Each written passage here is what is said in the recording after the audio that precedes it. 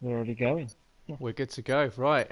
Good evening, everyone, and welcome to the Invictus Racing League No Assist Championship. We are here tonight in Belgium for the iconic race around Spa-Francorchamps, a blast through the Ardennes forest, one of the most picturesque and idyllic tracks on the F1 calendar. Sorry for the brief delay. Unfortunately, we had a few lobby setup issues, and tonight, yes, we are here for the Grand Prix, and we will get underway very, very shortly. So tonight, I am joined once again by my co-commentator, Sab. Good evening, Sab. Good evening. I am really looking forward to this race. For me, it's the most iconic race on the F1 calendar. I love this even more than say Monaco. This brings everything, doesn't it, Spa? It has the weather, it has the incidents, it has the superb overtaking. You think of the likes of Mika Hakkinen and Schumacher. It has everything, and I no doubt the way this season's gone, we'll have such a great race this evening as well. Weather dependent as well. We don't know what it's going to bring. So far, it looks dry, so hopefully we'll have a good qualifying to start off with. Absolutely, and yeah, we'll just quickly. Unfortunately, it seems like the it put me in a car for the race week, session this evening. So we will get out of that very quickly, and there we go. We're back in the pit lane watching the race. So yeah. Unfortunately, I'm not one to be wanting to be joining the race tonight. Of course, these drivers on track are far more talented than I am. So, yeah, good evening, everyone. And like Sav said, welcome to the this very, very iconic circuit. One of a driver favourite around here, of course. So many famous corners and blue skies above us tonight. So possibly something the drivers will be pretty happy about. Definitely. Nobody, even though, as a spectator, you love to see changeable conditions, and we don't know what the race is going to bring for the weather-wise. But as a racer, being on the track, you want it to be as dry as possible around here because this track is challenging enough in the dry. Never mind in the wet. You've got, like you say, so many iconic corners. You've got obviously Eau Rouge, Raidillon, Pouon, bus stop chicane. There's so many iconic corners, and if you don't get any of these right, you're not going to nail that perfect lap what these guys will be looking for shortly. Absolutely, and tonight we've got 13 drivers on track ready to give it the big guns, really. Of course, one of those tracks that, like you say, you've got to be absolutely on it, really on the edge of grip to give yourself the best shoot around the circuit. Of course, so many corners that can catch you out, and luckily, of course, we are in the dry conditions, so the drivers will be able to really give it as much as they can, especially as you see following on board with Jos here as he's going around turn 10 to 11 Pouon, down now towards turn 12 and turn 13 into Fane, and then down into Stavelot down at turn 14, round Paul Frere at turn 15, and then it's that blast all the way up the hill. It doesn't feel like you are going that far uphill, but if you actually look at the elevation of the track, it's actually quite a distance all the way up through Blanchimont and into the old bus stop chicane. Of course, used to go left then right, now goes right then left. But yeah, Sav, is it one of those tracks that you look forward to racing on, or is it one of those ones that you possibly look in a little bit of trepidation because of how tricky it can be? Yeah, I absolutely love racing on this track. I cannot wait later in the week to be racing on there in my leagues. It's a fantastic track. It's so tricky. I'm particularly not keen on Pouon. You need to get your setup right so you can nail that. You get that wrong and you are drifting out, and luckily it's all tarmacked out there now, but you'll drift out there and you'll ruin your lap time, and that is that quali lap done. It is really tricky. You go from like turn 1 and you are pretty much flat out all the way up to turn 5. It is such a fantastic track to race on and be part of. Absolutely, we're on board here with Joel V520 in the Mercedes. Luckily, the Red Bull gets out of the way of him there. I can't say if that's Scopefield or a Humbo. Believe it's Humbostone. And yeah, so Joel now blasting down through turn 9 into towards turn 10. That's Prix. Of course, you want to get as near to the curve as possible, but you don't want to ride it because it will unbalance the car. Of course, the curve you're going around at an off camber, so you don't want to hit it because you will put your car into a spin. So many of these curbs around this famous circuit are pretty lethal. Equally, the ones going up Eau Rouge and into Radion, and you don't want to hit any of them because it will just unsettle and unbalance that car. And Joel's currently done a 1:14.5 through 2 sectors at the moment. It's one of the longest lap times on the F1 calendar. Expecting pole to be in the 1:50s, possibly just under that, unless these guys are going really for it. You might see maybe a high 1:40. But it looks like Joel's going to be the first one to come across the line now. Will he set a competitive time? Oh, it is going to be in the 1:40, so they are going much quicker than I do. It's going to be a 1:42.5 for Joel. He sets the provisional pole on a super soft set of tyres. Well, let's see, Scopefield is now coming up the hill as Joel still sits in first. It's his teammate Scott that goes behind him onto the first row of the grid. Sorry, he does a 42.8 there. Scope comes across the line now. White Fountain, after his impressive debut last week in Mexico, he takes provisional pole slightly ahead of Joel, but Scopefield a 43.2 there, so not the best time there for Scope. No, I was riding on board with Fountain there. I think he could possibly go quicker as well. He ran wide a few points throughout the track, clipping the grass. So I think he's got time he can find on his next run. And like you say, because it's such a long lap, you can't get in and out quickly like here. You've probably got 2 runs at best here. If you mess up your first run, it's all pressure then onto your second run. And if you don't get that right, then you're going to find yourself way down the field with qualifying. So it is crucial, really, qualifying around here. Yeah, it looks as though the majority of the drivers are all going for the softest compound tyre that we're running tonight. So that's the super soft tyres, the red wall tyres for you all that are new to Formula 1. And yeah, you can see the only ones out there on the harders are Jos. He's in the McLaren. He's running the hardest, that's the medium tyre. And then XD Archie in the Force India, he's out there on the medium compound. That's the soft compound tyre. So of course, for F1 2019, we will go to a much easier system of the soft, medium, and the hards being the yellow, the red, or the red, yellow, and the white tyres. But for this evening, it's the super soft, it's the soft, and the medium tyres. As White Fountain still leads us at the moment. GP1 Alex put himself up onto the second row of the grid at the moment. He's done a 1:43.1. XD Archie bails out of that lap there. So we'll go on board with Jos in the McLaren. He's heading down round. He's just left Rivage. Now it's down into turn 9. Of course, very easy to run wide there and validate a lap, and then equally around Pouon, he gets out onto the curb, gives himself a decent turn in, but you really want to pull in tight. You don't want to run out wide because equally you'll find yourself running out of space, running out of room, and equally invalidating that lap. But it's looking like it's quite a tidy lap so far for what we've seen so far from Jos, as he's now just left Stavelo, now into Paul Frere. Now it's the blast up the hill for the McLaren driver. What can he get out of that McLaren power unit all the way up the hill? Of course, he's on the hardest compound of tyres, so he's going to be well off the pace at the moment compared to the guys that have done a super soft time. But Speed Queen, she's done a 1:48.7. We'll see, can Jos get any closer to that? Well, it's going to be a decent time so far from the McLaren driver. He comes across the line, and it's a 1:43.7. Good time there for Jos. Yeah, that's not bad to say. A few guys ahead of him are around half a second quicker than him, but on the much faster tyres. So definitely a good solid lap there on the medium tyres. You'd expect him, if he's going to jump onto the soft tyres, you'd think he could get close to the low 1:43s or the high 42s with a soft tyre if he pulls out a similar lap time. Now I'm currently watching M. Doran. He's coming across the line now on his super soft tyre run, and he jumps up to third with a 1:42.6. Good lap from M. Doran there.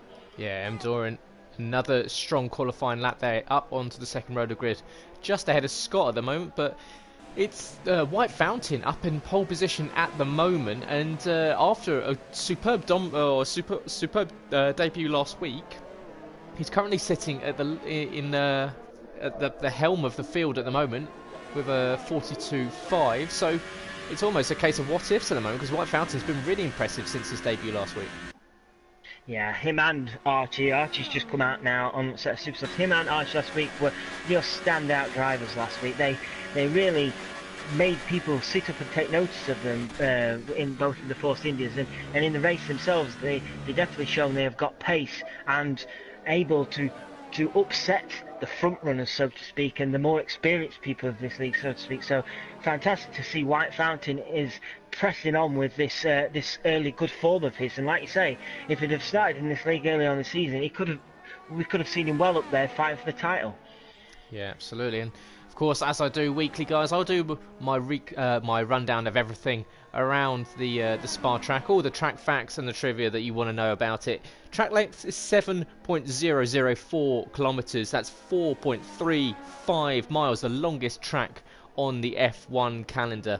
Distance to turn 1 is not very long at all. It's 265 metres, just over 0.16 of a mile. Of course, you go straight down towards La Source.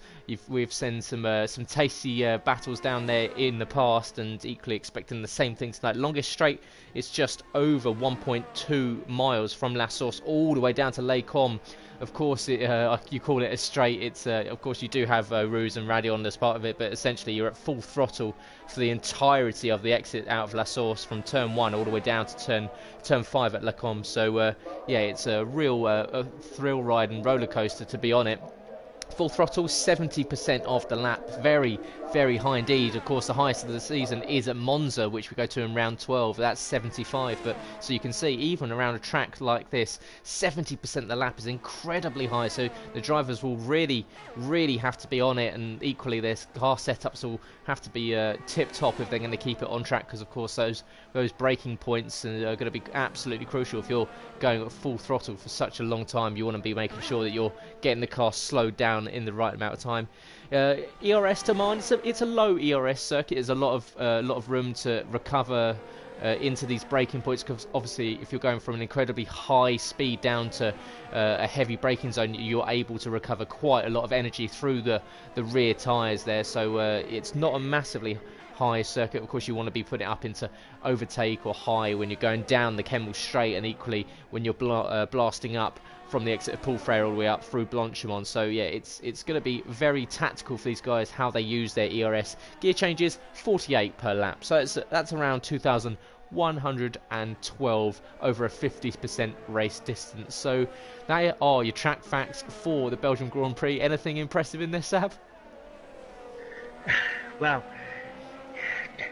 that is pretty impressive, all them stats we've just come out and said, especially the gear changes. You don't realise how many gear changes you go through, especially on a track like this, as long as this. You don't realise how much work you have to do behind the wheel, as well as how demanding this circuit is on top. So it requires a lot of concentration, this circuit, and that's why if you can win here, it does feel really rewarding. I've just been watching Archie. He did his first run, and luckily for him, he nearly clipped the wall going up Eau Rouge. He ran very wide and had to get out of it, and that's why he only managed a 1:46.8 on his first run on the super soft tyres. So not a good start for Archie. He will be hoping for better. He just need a slight setup tweak from his Force India guys there, just to make sure he has a bit more stability going through Eau Rouge. Yeah, absolutely. Of course, Archie, one of the good qualifiers last week in Mexico, managed to get himself up onto the second row of the grid, as Nicky 9095 got up into 5th briefly, but it looks like he's been dropped down. Possibly GP1 Alex that might just put a good lap in there. Our front row still stands as White Fountain and Joel 520 at the moment, so those two still a 10th ahead. Oh, Sam locks up heavily there into the bus stop chicane, and that's going to, and he almost kicks the rear end out in frustration there. And on the and he still goes faster than Archie and the Speed Queen. So unfortunately for him, that was looking like it was a really decent time for the Spaniard. And on the medium tyres, it looked like he was definitely enjoying a little bit of pace there, but really, really heavily on the brakes, locked up both tyres going down into the braking point into turn 18, and it equally kicked the rear end out of turn 19. So probably lost him at least a second, if not more. So that's got him down in 12th position at the moment, and with 4 minutes and 50 seconds left to go in the session, possibly a quick hop, as we just see from him over the chicane there at Les Combes, for Sam to get back and put on a set of softer tyres. we've just seen Archie. He did go for a second run and he put in a much better lap time, a 1:42.6, but provisionally put him up to fourth as Jos on the super soft tyres just gone fastest with a 1:42.4. Fantastic lap for him. I was just about to say as well, GP1 Alex has also jumped up there with a 42.6, so very close from first down to sixth at the minute. Yeah, absolutely epic lap there from Jos Ente, who has managed to get up into provisional pole position at the moment. 1:42.484. That puts him just under a tenth of a second ahead of White Fountain, who's in the pit lane, so he's got to have one more attempt out on track. We're on board with M Doran 09 at the moment. He's going to bail out of that lap there, so M Doran's still sitting in fourth position. XD Archie still out on the track. Is he going to go any quicker? It looks like he's going a little bit slower, possibly on an in lap. Scott is winding up, getting ready for his will be his final lap. He's on the softest, super soft tyres, so this will be Scott's one and only chance of going for pole position. Of course, he's currently sitting in seventh at the moment, but it's Scott that has benefited it over the last few races or so. He's currently on 87 points in the championship, leading the way at the moment, but as we were discussing earlier before the stream started, Tab, incredibly close at the top in the driver standings at the moment.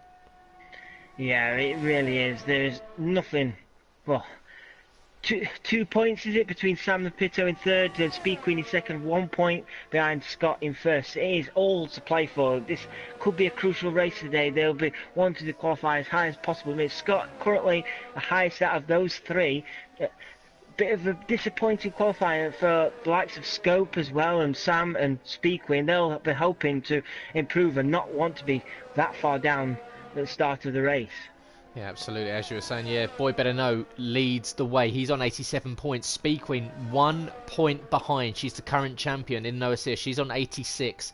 And then equally Sam with the Pitto on 85. So 2 points difference between three drivers. And of course we do have Tier 1 and Tier 2 in the No Assist Championship. So Tier 1 are drivers on fully No Assist. Tier 2 are using the racing line as they acclimatise to use No Assist. But yeah, so you've got Scott is leading Tier 1 with Speed Queen just behind. And equally Sam leading Tier 2. But in the joint drivers standings, the top three split by 2 points, which is incredibly close. And then equally in the Constructors' Championships, you've got Ferrari leading the way on 115, 6 points ahead of Mercedes on 109. So it's close between Ferrari, of course, Speed Queen and Nikki 9095 as Scott goes pole 1:41.950. What a lap from the Mercedes. They're absolutely blitzing the rest of the field. That really has put a marker down for the rest now to beat. That is by far the best lap we've seen here. It's nearly half a second faster, if not half a second faster than Jos. White Fountain, Scopefielder, Sam, they're all now. They are going to be up against it now to beat that lap time. What a lap time that was. Yeah, I'm sitting on board with his teammate Joel V520, who's coming up to set his last lap in the sister Mercedes. Can he get any close to his teammate? It doesn't look like it. It's not going to be anywhere near that. Joel's going to come across the line. He doesn't improve at all. But yeah, what a lap from Scott as he goes provisionally pole at the moment. White Fountain, he's weaving his Force India up the hill side to side, gets a little bit of extra tyre warmth into the red wall tyres as he goes up through Blanchimont now. So he's got 40 seconds before the end of the session to get across the line. It's not going to matter at all because he's got about a corner and a half to go. So it's going to be about 30 seconds when White Fountain crosses the line. We've got 31 seconds left in the session. Everyone out on track at the moment, so it looks like everyone's going to get a lap in. So essentially this is a shootout for pole position. Yeah, I'm currently riding on board with Scopefielder. He's down in 10th place. He's not going to be happy starting there. He's going to want to be right up there with Jos and Boy Better Know, and normally you do see Scopefielder right up there with those guys, so eager to see if he can pull a lap out here in his Red Bull. Yeah, just hearing from Craig in the comments there, wondering if Scott's teammate Joel will act as a tow driver and clear the drivers out of the way and help Scott to get away from Speed Queen and Sam. And yeah, could team tactics come into play as White Fountain retires there, so possibly an accident out on track for White Fountain. He's going to finish outside of the front row because Nicky 9095 has got himself up into third position at the moment. But yeah, so Craig thinking there might be potential team tactics between the two Mercedes, but Joel, he's got to get himself up into a better position if he's going to aid his teammate at the moment, because Scott leading the way.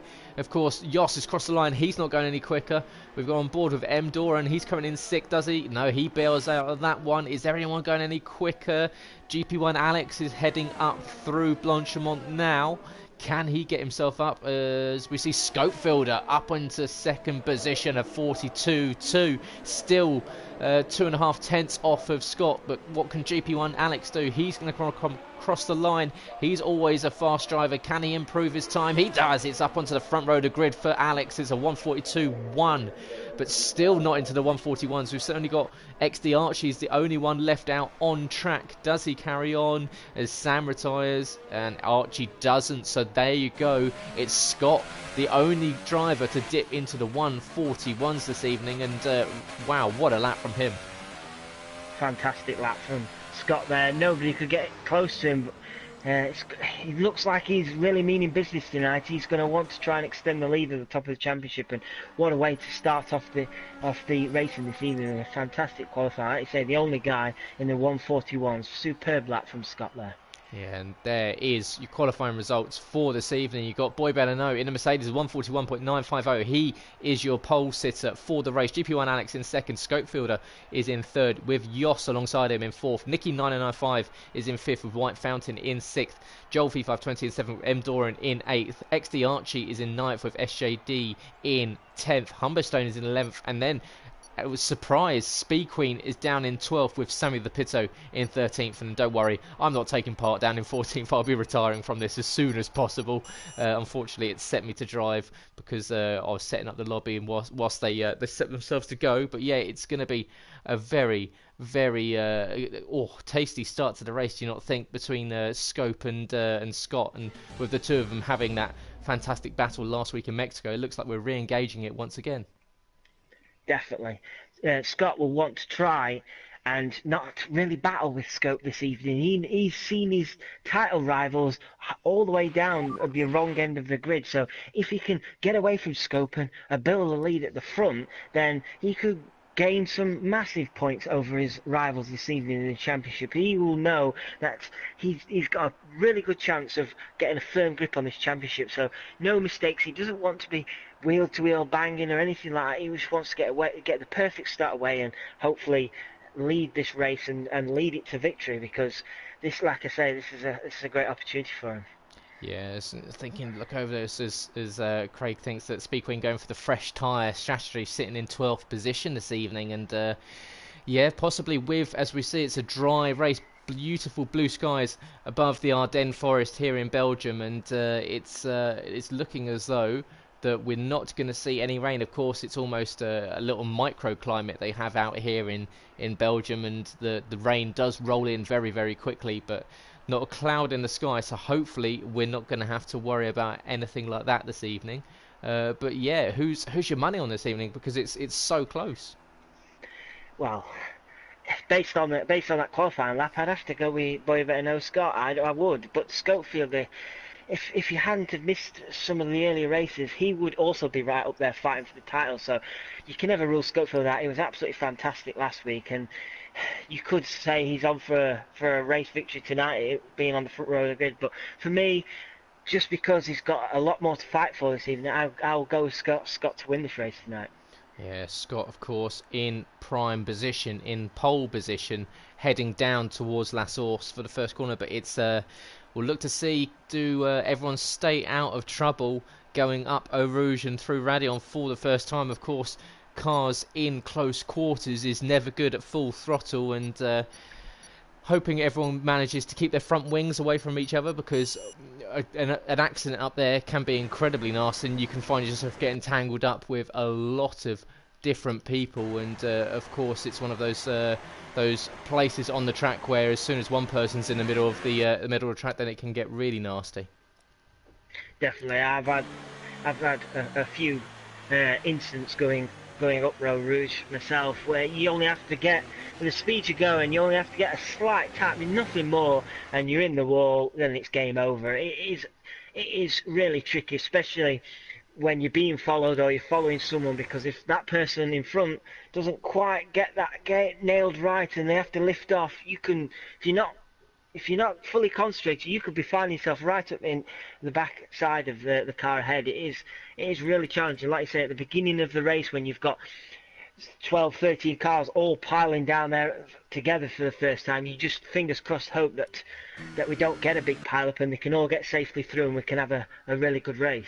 Yeah, absolutely. So just trying to leave the race session here. Unfortunately, of course, I was accidentally trapped in the car, so I'm just trying to head my way around, but it might mean that I have to retire as the race starts. So yeah, unfortunately awkward for us this evening. I do apologise for the mishap here, guys. Unfortunately, it wasn't something I had planned on, but of course we will try and bring you as much commentary as soon as possible. But Sab, you may have to take over at the race start with what's happening at the front, because obviously we'll have to leave the session and then get to the retirement screen. But yeah, so as the guys are heading round, of course everyone warming up the tyres, trying to find out where the grip will be, and then the track, of course, will start off at quite a nice temperature at the moment. So the guys possibly just getting a little bit of rubber worn into those tyres, but equally just sussing out what people's lines are. Of course, even though you are on that warm-up lap, a lot of people take different lines through different corners, and the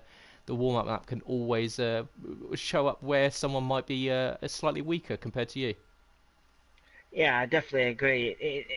Some circuits you can get away with it on the warm-up lap, but I think circuits like this require a lot of attention and detail. You've got to get it right in the warm-up lap, because you don't want to be starting the beginning of the race with cold tyres or cold brakes, for example.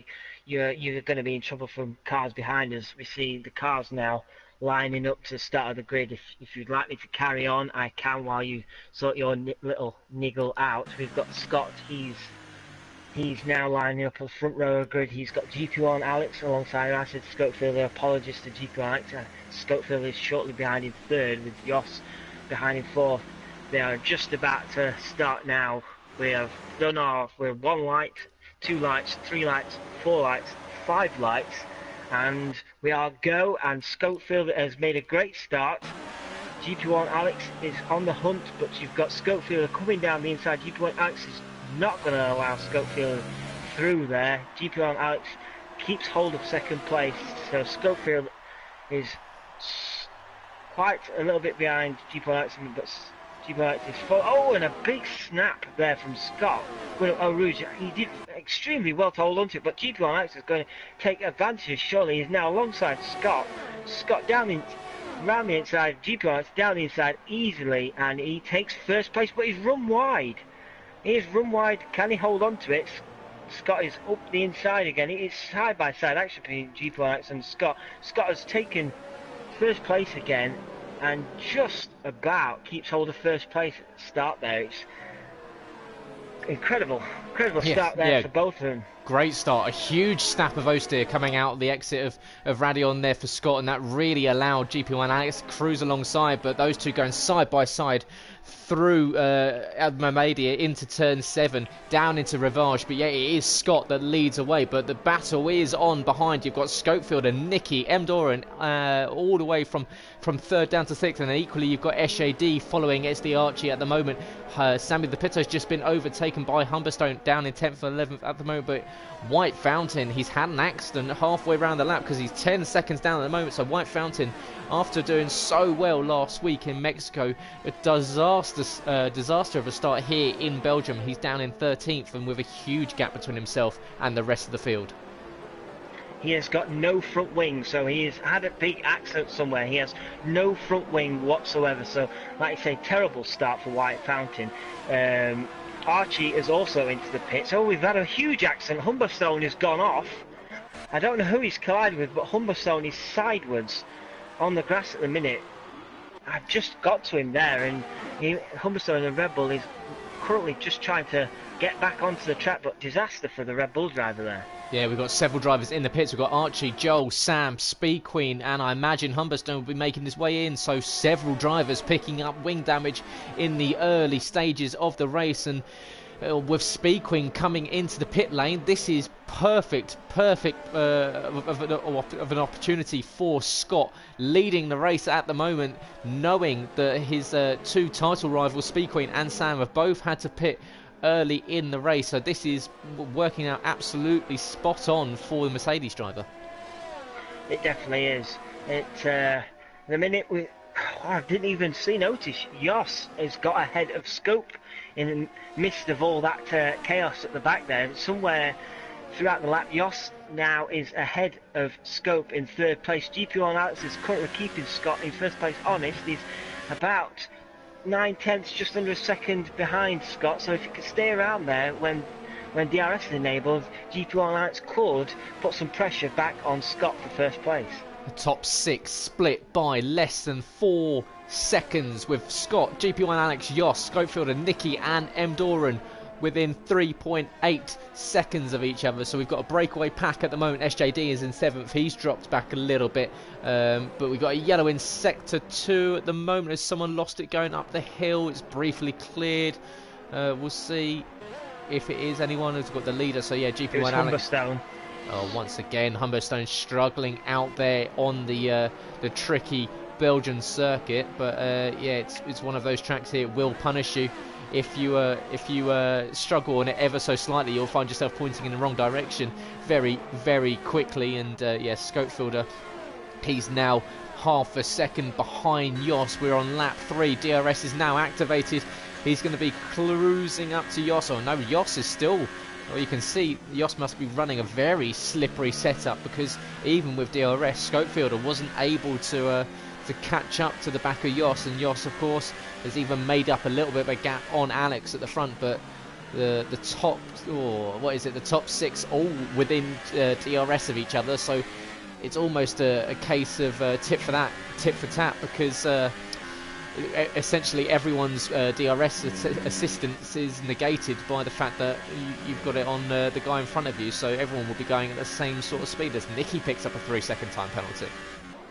That's a really early penalty for Nicky there. I think he ran wide at Pouon, which is easily done, and you run wide too many times there and you will be punished. GP1 Alex could be under pressure now from Jos. GP1 Alex has fallen outside of the DRS zone of Scott Boy better know. With Jos still in the DRS zone of GP1 Alex, can Jos stay close and then take advantage of GP1 Alex without DRS, so Jos will have a better chance of attack? Yeah, that's crucial there for Scott to break that 1 second window and get out of the DRS zone. And you can see the battle behind him is going on. But yeah, as you say, it's a very early penalty for Nicky, and not what you want to see at all. And with his teammate languishing down in 12th position at the moment, it's not a great start to the race for the Ferraris. But I'm sure Nicky will look to move forward. But we've got Scopefielder 0.6 of a second behind Jos. Nicky 0.5 of a second behind him. M. Doran,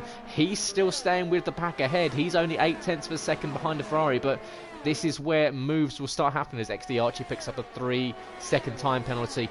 Can anyone get a move down into Lacombe? Nicky's having a look at the rear end of Scopefielder as Scope locks up the front right there, but manages to get the car slowed down in time. But yeah, still these 6 at the front really on each other. Yeah, GP1 Alex must have a really focused straight line speed setup, because Jos made no real impact, even with DRS on GP1 Alex there at all. It was like GP1 Alex had DRS, he just did not get close enough at all. He needs to try, and as Jos runs very wide round Pouon there, he doesn't want to get caught doing that too many times, otherwise he'll pick up a penalty. But Jos needs to get much closer beforehand, before the DRS zone, because otherwise it's just going to make any time up, as Scopefield is now closing in on Jos with dragging Nicky close behind. Yeah, Scopefield is going to be nicely in the toe of that McLaren going up the hill now to turn 16, that slight kink, then into Blanchimont, a slightly bigger left turn. We see right now, there's Blanchimont. We go flying around that at full throttle all the way up towards the bus stop chicane at the end of the lap. Can get it slowed down. You can see these three all in the same shot. In fact, these four, because GP1 Alex has really fallen into the clutches, and what it's doing with GP1 Alex at the front is it's almost slowing the pack down, and it's allowing everyone to stay with each other. So M. Doran, he can just sit at the back, and essentially this might be a case of the guys that are caught in the middle of this is just to save a little bit of battery, save a little bit of fuel, and just look to play the long game. That's a good point. Yeah, M. Doran, he could play spectator, so to speak here. Jos now has another chance. He's much closer to GP1 Alex now. GP1 Alex going on the defensive. Can Jos go around the outside? He makes a move. Has he got it done? He's side by side with GP1 Alex, but GP1 Alex closes the door, says not this time.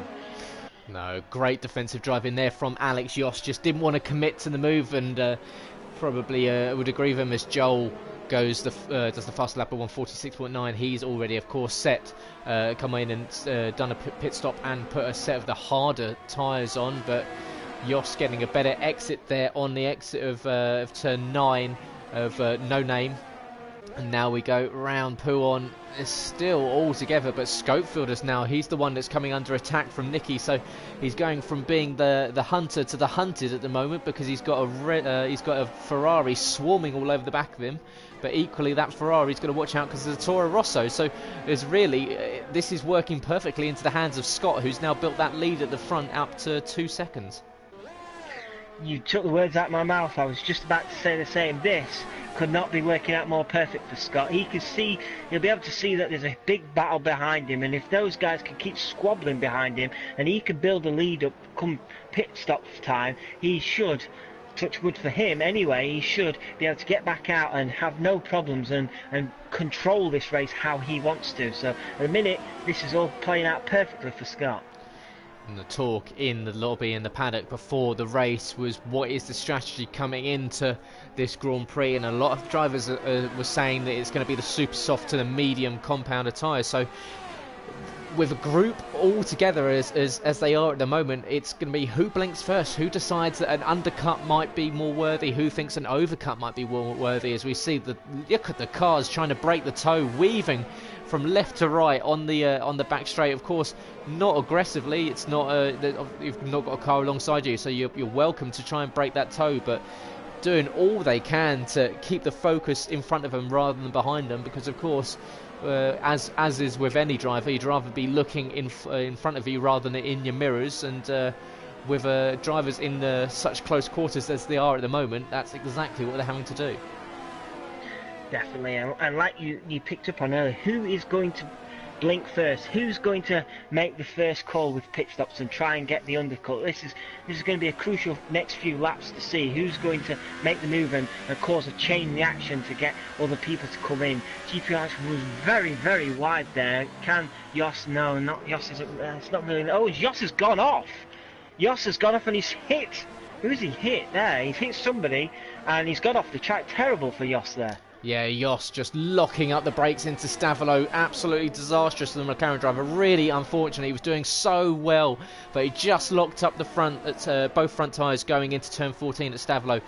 Then just coming back onto track, he just clipped the rear tyre of M. Doran as he was coming around Stavolo, but luckily for M. Doran, I think he's managed to, or he's dropped down to 6th now, but he's come into the pit lane. So GP1 Alex, Scott and M. Doran are the first ones to come off of these super soft tyres. So yeah, a very nervy moment there for M. Doran. He would have seen that McLaren coming back on track, but looks like he's managed to hold off in a slightly bigger accident.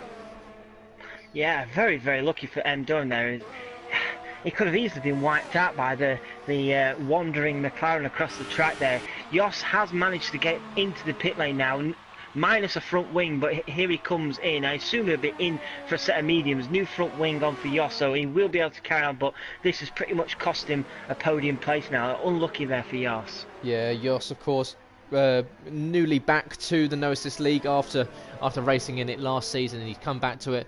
He's incredibly pacey. He's very good at what he does, and he'll be absolutely gutted with himself there. He knows that there was good points in the chance, well, in with chance for a decent set of points there. So yeah, falling down to the rear end of the field, and it looks like, unfortunately for White Fountain, that he's had another off, because he's still 58 seconds back off of Jos, and he's just come into the pit lane here. And White Fountain, unfortunately, doesn't look like he can replicate his pace that we saw last week in Mexico City this evening.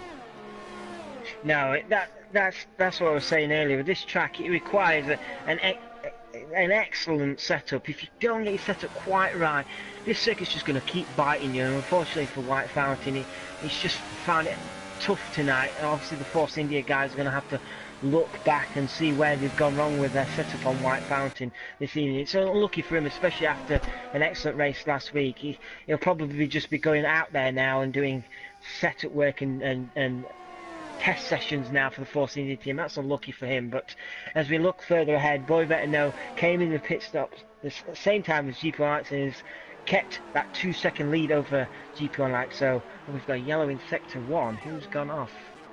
It's White Fountain that's retired, so I shudder to think that potentially after coming out the pit lane that he's lost it going up the hill. And we've had a superb battle between XD Archie and M. Doran, as Scott retained the lead of the race. Schofield has come out in third position. Of course, that's net second due to the fact that Nicky 9995 is yet to make his stop, and we'll look to see if there is a stricken car at the top of Eau Rouge. Can't see anything.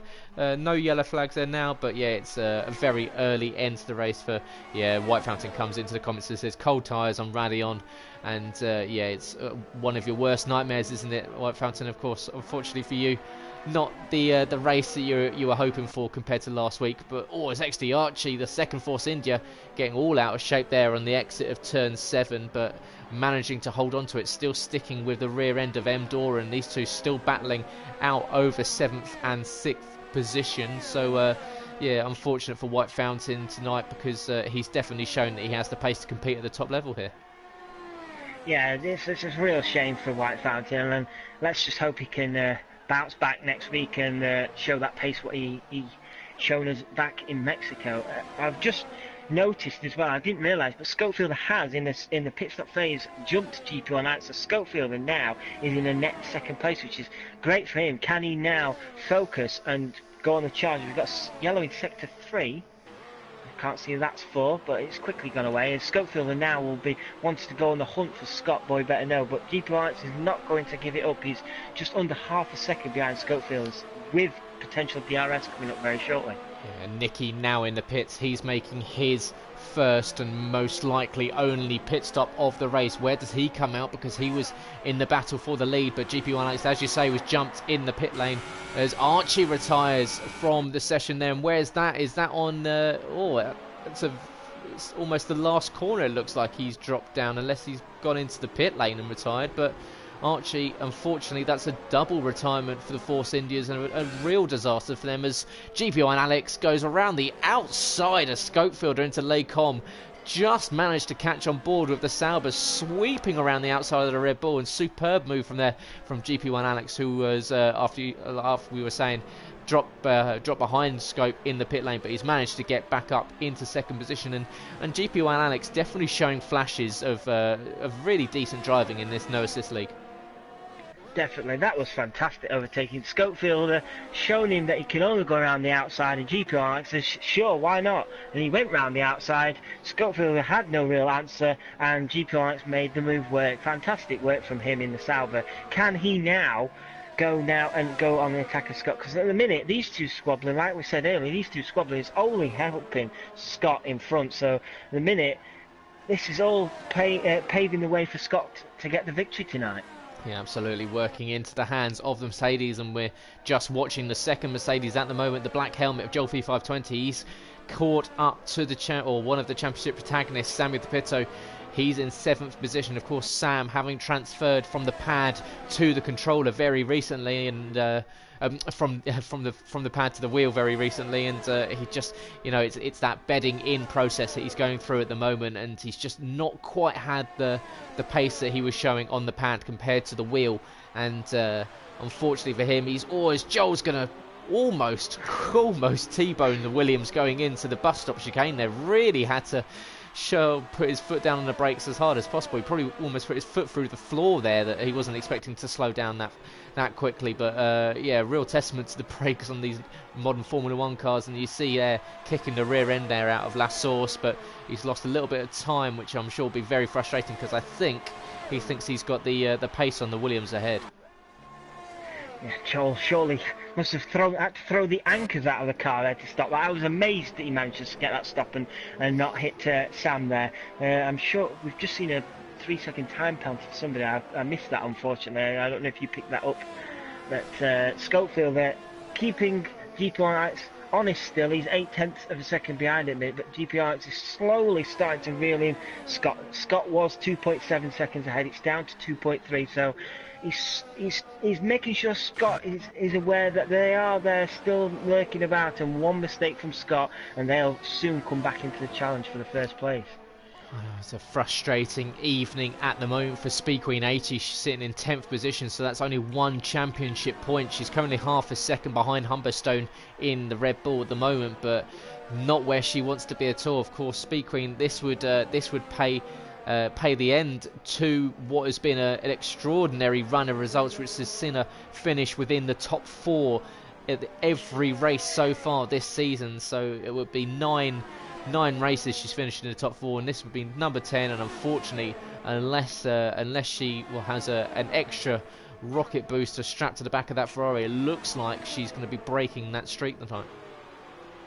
Yeah, it's been a tough race, tough evening overall, qualifying and race for Speed Queens. She's trying to hunt down Humberstone in the Red Bull here. Can she snatch 9th place off him now? She's heading round the first corner, right up the gearbox of that Red Bull. She'll be looking to take 9th place there and at least gain some more points, just as consolation, really, because it's been a tough evening for her. Yeah, she's going to be right in the toe of the Red Bull now, coming out of Radion, now onto the Kemmel Straight. DRS is going to be wide open on that Ferrari. She's going to close up to Humberstone. He's going to go to the inside, going to make her go around the outside, down into Lecom. Will he stay with her? She's going to have to pull in tight to the apex. She runs out wide and essentially just takes the position and says, you know what, you're not coming back through. I'm not going to take the risk of letting us go side by side through turn 6 and turn 7. She moves up into 9th position, and Jolfi 520, he's cleared Sam ahead, so the Mercedes has got ahead of Sam in the Williams, and so now Sam, he's now got a charging Speed Creep behind him, so possibly, although they're battling over 8th and 9th position, are quite an interesting and tasty battle, possibly in the makings for us. Yes, definitely, and both on 2 different sets of tyres. Sam on the soft tyre, Speed Queen on the medium, so it'll be interesting to see who can do what on both sets of tyres, who's got the better setup to attack. It's a shame both of those guys are down in 8th and 9th. They're not fighting further up, because at the minute there's only one guy really taking advantage of that, and that is Scott, as we've just got a new fastest lap from Nicky with Nicky on the soft tyres there, as he is now reeling in Schofield there and GP1 Alex, and we've got a good battle for second place on. Yeah, 146.4 for Nicky on the soft tyres, of course, slightly softer. We run slightly wide there on the exit Radion, but Schofield, he's going to be nicely in the toe of the Sauber ahead. DRS assisted. Can he make to look and move down into Lecom? Not quite close enough. Equally, Nicky not close enough to the Red Bull behind, but these three, it's the eternal battle, it seems. They've been going on since the race start, almost attached to each other. They've dropped M. Doran, of course, who was tangled up in Yos, and in fact SJD has managed to jump ahead of him, unless we double checked to make sure SJD has even stopped yet. He has stopped, so it's a good start for SJD. He's up into 5th position at the moment. Did say before the race that he felt slightly out of practice after not having done a few laps around the track for a while, but Humberstone's the only one out there at the moment that is yet to stop. He's down in 10th position, so It's not looking good for the Red Bull, who's probably going to drop way out of contention when making that stop. Tough evening, isn't it, for Humberstone? Unfortunately, he had a few offs early on, and it's not really worked out for him. Since that, as Jos picks up a 3-second time and down in 11th place. I was just thinking, Speed Queen will be looking at what Nicky's doing at the front, as Nicky's making a move on Schofield, but Schofield says no thank you at the bus. Will Speed Queen be helping and talking to a Ferrari engineers, asking to see if Nicky can at least take some points off the guys at front to at least help her with the constructors and possibly take points off her rivals. It's going to be interesting to see what Nicky can do at the front and see if he can clear these two and make a possible charge for Scott. Boy, better know. Yeah, absolutely. And just seeing there, Samuel the Pitter, who managed to get back ahead of Joel, but he's come into the pit lane for another stop. So, of course, we saw a number of drivers come in as we see Schofield go to the outside of the Sauber GP1 Alex, go down the Kemmel straight. Can Nicky follow him through? That would be very brave indeed. Or not quite close enough for Nicky, but Schofield gets back up into second. Yeah, that was another good move. These three, they've been squabbling all race, swapping places every time. It's probably going to be GP1 Alex's turn next time round with the DRS. Schofield will be wanting to break that DRS section and just go on the attack. But while ever this keeps going on, boy, better know, he's still remained at 2.5 seconds. He's not really pulled out ahead, whether he's just saving his tyres, saving the engine, just making sure it's a comfortable enough gap, and then if he needs to later on, he can push later on in the race. But at the minute, second place is just being really pushed by all three, and probably taking quite a lot out of each other's tyres. So who knows at the minute who's going to be taking second place. Yeah, Scott here, just keeping the others at arm's length, not having to worry about position at the moment. Of course, with them fighting between themselves as Nicky looks to go around the outside. That would be a brave move. Alex covers the inside on both corners.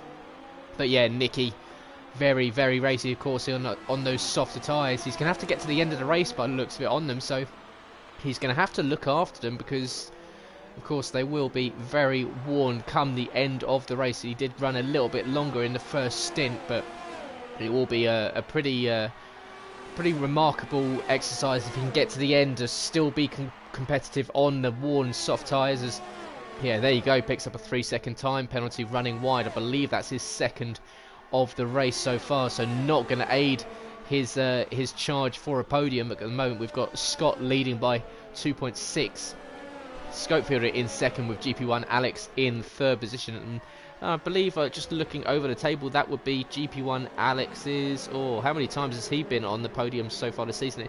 Well, he's currently taken 3 third positions at the moment, so this would be a 4th third position at the moment. So Mr. Consistent for the final step on the podium. Definitely, it's a solid racer, GP1 Alex. I love watching him in this analysis. He's got yellow in sector 1 and 2. Has someone had an off somewhere? Yeah, it's Jos. Yeah. He's got going again, fortunately for him, but another tough day at the office for Jos, unfortunately. But as I was saying, GP1 he's a great racer. He's got a good overtaking moves in his bag, and he'll be hoping to put some more overtakes as Jos has retired from the session. A bad day at the office for him, but GP1 will want to try and keep that under 1 second, because he is under massive pressure now from Nicky, and if he can keep under 1 second for Ryan Scope, he can at least, he's run very wide. Nicky's saying thank you very much and goes round the outside of bus stop and takes third place. Yeah, superb move there from Nicky. 9.95. Of course, he has got those penalties under his belt, so he's going to need to pull out a bit of a gap over the final 7.5 laps of the race. Of course, Scott 3 seconds ahead of this battle at the moment, so he's a bit of a distance up the road if they're going to catch up to him. But now that they seem to have broken away from GP1 Alex, you see Schofield has built a bit of a lead over the two at the moment. Now Nicky's ahead. Can he equally stretch a lead after ahead of the Sauber? But looking back, you've got M. Doran. He's all over the rear end of his teammate SJD at the moment. But with Jos's unfortunate retirement, that's another disappointing end to the race for Jos. It was looking incredibly promising. He did so well in qualifying, and then equally at the start of the race, it all seemed to unravel. But Jos retires, but that does mean that no matter where you finish, if you do finish, you will be picking up championship points, and at the end of the day, that's all that matters. Definitely, points win prizes, as they say, and if you can be consistent throughout the season and you just keep picking up points, as SJD picks up a 3-second time penalty, which will encourage his teammate Endoran closely behind. But like I say, if you just be consistent, picking up points, you will end up seeing yourself at the very top of the table come the end of the season. It's just all about being consistent, and I've found my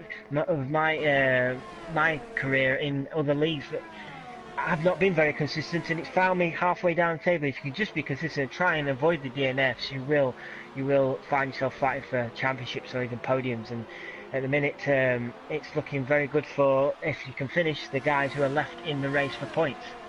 Yeah, we'll go on board of Emdor, and he's 0.5 a second behind his teammate at the moment. And SJD and Emdoran both will be battling out over a top 5 position, which would be a good result for the pair of them, if depending on which one can get into it. But of course, 6 points for 5th position, and 5 points for 6th. So yeah, it's a decent amount of points all, but it looks like Emdoran's going to be right in the toe of SJD coming down the Kemmel Straight on the harder tyres. That doesn't make any difference whatsoever. There you go, Emdoran, the Irishman, blasts past SJD down into the into Les Combes and the exit of Kemmel Straight as Joel does the fastest lap, 1:45.6, just beat out Sams, who equally set it a fraction of a second before Joel. So yeah, it's the second Mercedes that holds the fastest lap, but after an early pit stop on lap 1, it's been another disappointing race for Joel V520, who's down in 9th position, and a very frustrating season for Joel, because we know that he's much quicker than what he's showing. I agree, yes. He'll see his teammate up there fighting for wins and podiums, and he'll want to be up there. He'll be frustrated in that helmet, having another tough evening this evening. Yes, he's picked up a solid fastest lap there, but he's on the new soft tyres, so you'd probably expect him to do that in his Mercedes. But yeah, 9th place. He definitely would prefer to be fighting with the likes of Nicky and Scope for a podium place. As you see, there's a look as Nicky is now making charge to Scope. He has got away from GP1 Alex, and now target firmly set on Scopefielder. Yes, there you go. There are the laps. You can see what everyone's done on their tyres. It's 8 laps on the softs for Nicky, 9 laps on the mediums for Scope. So come the end of the race, it looks like Nicky's going to be one that's going to be struggling slightly more, but his tyres will still be in a nice working window at the moment. In fact, he's going to be right into the gearbox of the Red Bull, and move is done even before they get to the DRS activation line. And there you go, DRS aided. He's going to blast away from the Red Bull. Nicky gets the move done down the Kemmel Straight, down into Les Combes, up into 2nd position, but we're still sitting on 6 seconds of penalties. He's still going to be dropping off of the podium at the moment, so Nicky's going to have to really push now if he's going to catch up to or even try and challenge Scott. And this is possibly where we see if he can start making a little bit of an inroad on the Mercedes and the lead. Possibly does Scott, just turn up a gear? Is he just sitting there just thinking, oh, it's a day out on a Monday evening, I can just cruise around the track? And now he's got a driver that's possibly a little bit hungrier to go for the race victory behind him. Yeah, I agree. Nicky's going to have to put the hammer down and at least challenge Scott for this first place. Scott his team should be telling him that Nicky's got penalties, so would you just let him by and know that if you just stay close to him, and you will still pick up the victory? It's pride, isn't it, as well? You want to cross the finish line first as well, but Nicky is tumbling the time down. It was 3 seconds at the beginning of this lap. It's down to 2 seconds now, so Nicky on the charge, but also bringing Scopefielder. Scopefielder has not dropped away, I should say, from Nicky. So at the minute, Nicky is on the charge with a towing Red Bull for first place. Yeah, this is worst case scenario for Scott because, like you say, the times are coming down, and Nicky's not just bringing himself to the party. He's also bringing a very quick Scopefielder, and Scopefielder is going to be behind Nicky. Doesn't look like he's close enough to get a move done down the Kemmel Straight, but he's definitely staying within reach of the Ferrari ahead. So, as you see, it's down to 2.1 seconds now. As GP1 Alex, he's still sitting 2 seconds behind this, so he's not out of the question at the moment. Of course, we've got 4.5 laps left to go in the race. We're on lap 18 of 22, so we've got a few more laps, or we've got a few more laps after this one. So if they are going to catch Scott, they're going to have to do it pretty quickly. But yeah, he's pulled it back out to 2.4. Scott seems to be very strong over this second sector. He just manages to build that extra gap. He saw that it come down after the first sector, but just put the hammer down a little bit in the second sector. He builds it back out to a 2.7 second lead now.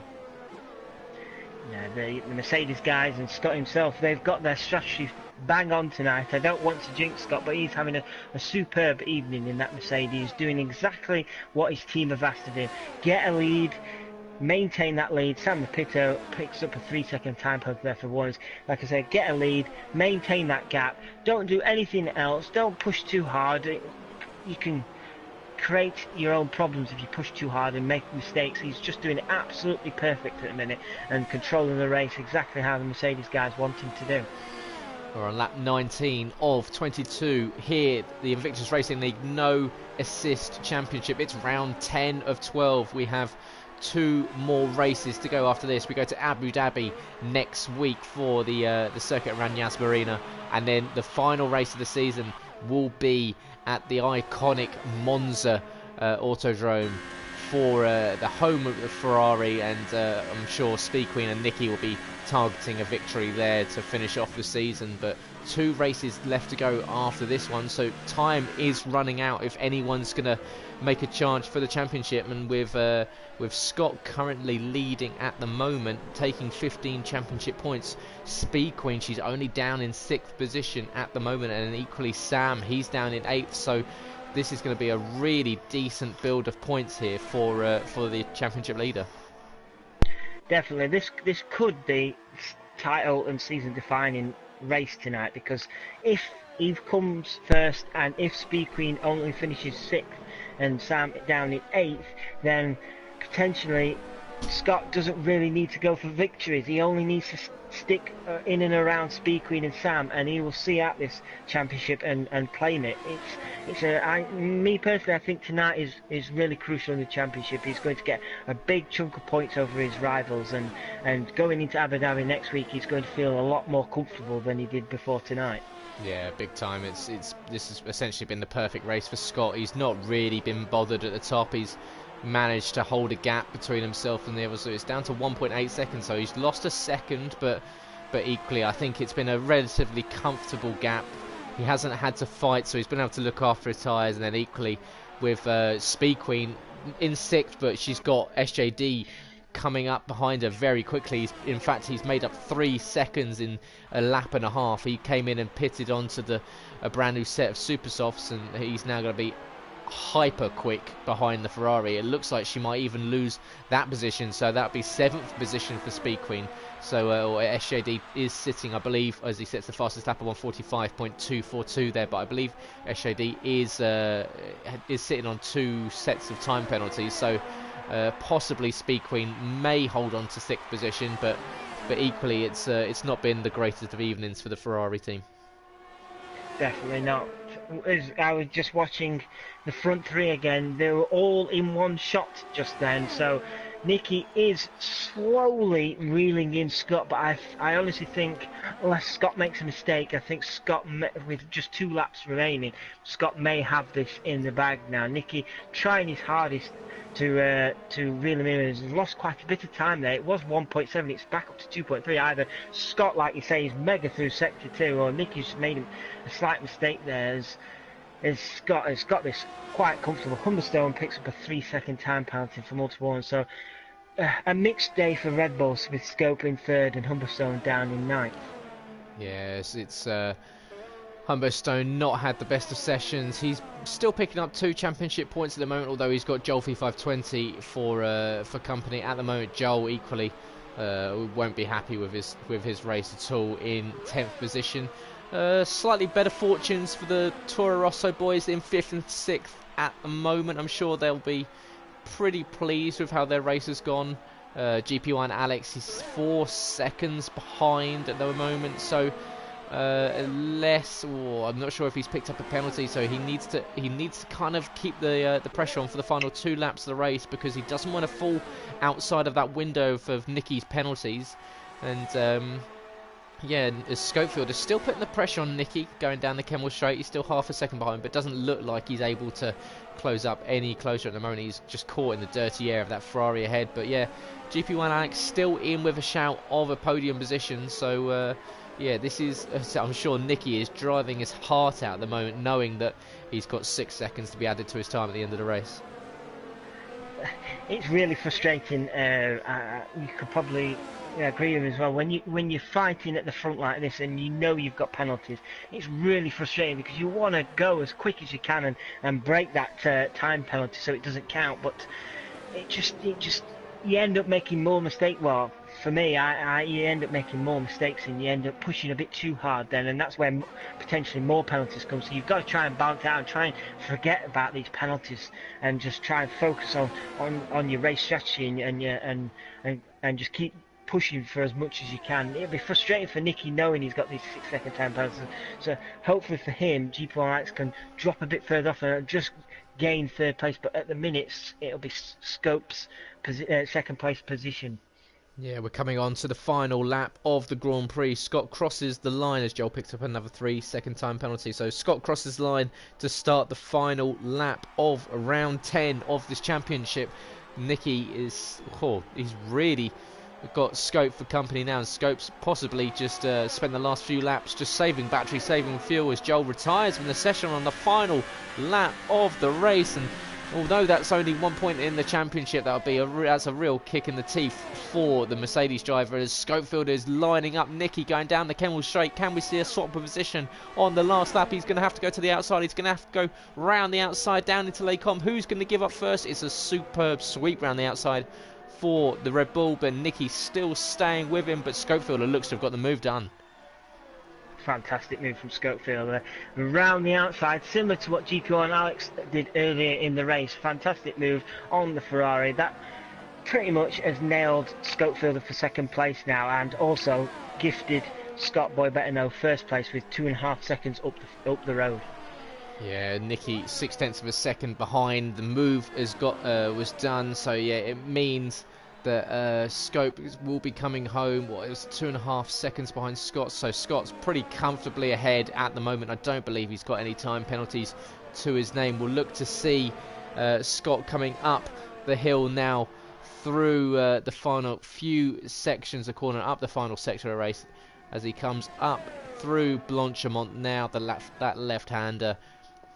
It's 2 more corners for Boy Better Know SB, that's Scott, in his quest for the No Assist Championship, and this is a huge hit for him, and will be absolutely delighted as he swings the car side to side, crosses the line. Scott is your race winner. Schofield in 2nd, Nicky comes in 3rd. Does he get jumped to the line by Alex? Yes, he does, and so GP1 Alex up into 3rd position. Nicky drops off of the podium into 4th. M. Doran comes home 5th. SJD, he's going to come across the line in 6th. Has he built enough of a lead over Speed Queen to maintain that top 6 position? We'll see momentarily as SJD drops down. So Speed Queen, she does take home 6th position. Sam of the Pitto, disappointing race for him. He's down in 8th position, whilst Humberstone comes across the line in 9th. So 9 finishes in a very difficult and testy race, but yeah, superb race there for Scott. Did exactly what he needed to do tonight. Pole position I should say, and race victory. The perfect night for Scott. Cannot say anything more than absolutely fantastic from him. He's got to be my driver of the day. He led from the front, never was really challenged, kept the distance exactly how it needed to be. no DRS on him, and he ran it to the finish line. Superb race for him and for his championship. This is now a strong lead going into the final 2 races for him. Yep, 30 points left available in the championship for, of course, 2 race wins, and with this win tonight, he takes a huge step towards a first championship in Invictus in the No Assist Championship. So yeah, congratulations to Scott there as he takes the race victory tonight in the Mercedes-AMG Petronas Motorsport team. And yeah, you see it's a superb finish for him, ahead of Scopefielder in second, GP1 Alex in third, Nikki 9095 in fourth, with M Doran in fifth. Speed Queen, she comes home sixth with SJD in seventh, Sam in eighth with Humberstone ninth, and unfortunately we lost Joel on the final lap, Yoss, XD Archie and White Fountain earlier in the session. So yeah, a superb race there for the top 3, and equally with Nikki, a really fun battle between Scope, Alex and Nikki throughout the majority of the race. Definitely, that was probably the highlights of the race, watching those 3 battling. You never really knew, ignoring the penalties of course, you never really knew who was going to finish where. So Scopefielder, the victor in that mini battle tonight, he'll be delighted to come home second. That's 2 podium places for him in 2 weeks now. It's, like I said earlier, it's a shame he wasn't racing earlier in the season, because he would have been right up there with Scott Fire for the championship. Yeah, so that's a third place finish for Alex. So that puts him up on to 48 points of the season. So a decent points haul for the Sauber driver in his debut season in a No Assist Championship. Scott will move up onto 102 points. Trying to work that one out. Yeah, 102 points for Scott. So yeah, a comfortable lead for the English driver and Mercedes team. So yeah, he will look towards Abu Dhabi, finally ending the championship challenge for the others. If he can pick up a victory there, I believe it may be curtains for the rest of the pack catching him. So yeah, one more race victory for Scott may seal the championship. In fact, he might even be able to do it with a podium, depending if results go his way. And of course, guys, tonight isn't our only races of the week here in Invictus Racing League. Tomorrow night we've got Performance 1 and Performance 2, both at the Spa-Francorchamps circuit. And then equally on Wednesday we've got our equal performance leagues. We've got F1, F2 and F3, some of the most fun, competitive and exciting leagues you'll see anywhere on F1 Esports on PS4. So make sure you join us on twitch.tv for that. Equally, make sure you check out all of the socials and find out the stream links to socials, of course. Invictus RL on Twitter and on Instagram, Invictus Racing League on Facebook, and Invictus Racing League on the website. And make sure you sign up, get yourself on the grid for F1 2019. We're taking sign-ups, and we're trying to flesh out the leagues as much as possible, and so make sure, yeah, if you want to speak to us and find out more about us, drop us a message, let us know, the admins or the site directors. More than happy to get engaged with you. And equally, if you're enjoying the stream, guys, let us know. Drop us in the comments. Let us know what you like, what you don't like. We're always happy to hear constructive feedback. And then equally, if you are enjoying them, you can subscribe to the channel. Go up to the top corner. You can see the subscribe button. Put in the bronze tier, the silver tier, or the gold tier. You can subscribe per month. Equally, if you want to do it for free and you've got Amazon Prime, you get that 1 month free Twitch subscription. You pay nothing. We get the monetary value of that subscription for the month, and it goes to making Invictus bigger and better. And of course, everything that you donate does go back into the league and all the running costs behind the scenes. So it is absolutely gleefully appreciated, of course, all of your support, whether it be a donate, whether it be a subscribe, but equally a follow on any of our socials is always massively appreciated. So yes, thank you very much for supporting us. And Sab, as we head to Abu Dhabi next week, is there anything that you think is going to be bubbling around the league? Is there any stories that we're going to be expecting to see? Anyone possibly on a charge back to a late push to attack Scott, or is the title almost wrapped up now?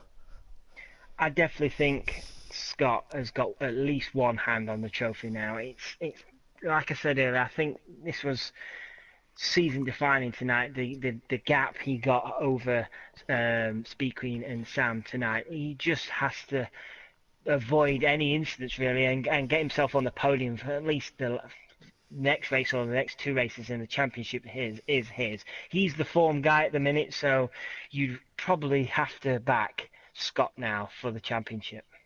Yeah, yeah. It seems, of course, it's never a foregone conclusion, but it's definitely Scott's to lose now. He has the one step in the door when it comes to a first no assist championship here in Invictus. But for tonight, guys, thank you very much for joining me. Thank you for watching the stream, dropping yourselves into the comments. Always good to see you guys chatting about the race, how you're finding it.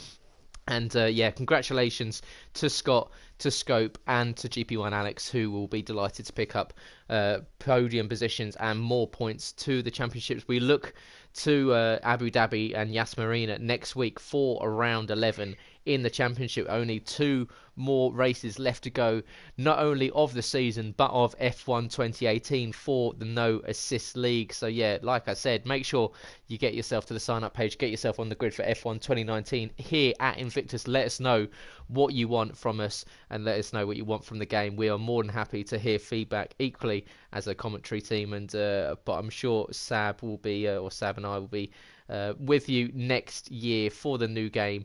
So yeah, for tonight, guys, thank you very much. Always a pleasure to bring in the races. Always a good one, and we will see you next week in Yas Marina for round 11 of the Invictus Racing League No Assist Championship.